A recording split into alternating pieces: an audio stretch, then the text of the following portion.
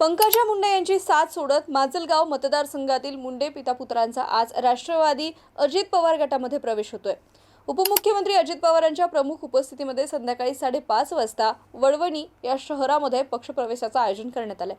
मागील 35 वर्षांपासून दिवंगत गोपीनाथ मुंडे आणि पंकजा मुंडे यांच्यासोबत एकनिष्ठ राहिलेले राजाभाऊ मुंडे आणि बाबरी मुंडे या दोघा पितापुत्रांचा राष्ट्रवादी अजित पवार गटामध्ये प्रवेश होणार आहे। माजलगाव मतदारसंघाचे आमदार प्रकाश सोळंके यांच्या नेतृत्वामध्ये हा पक्षप्रवेश सोहळा होतोय। बाबरी मुंडे यांनी माजलगावचं विद्यमान आमदार प्रकाश सोळंके यांच्या विरोधात विधानसभेची निवडणूक लढवली होती। त्यांना 18,000 मतं मिळाली होती।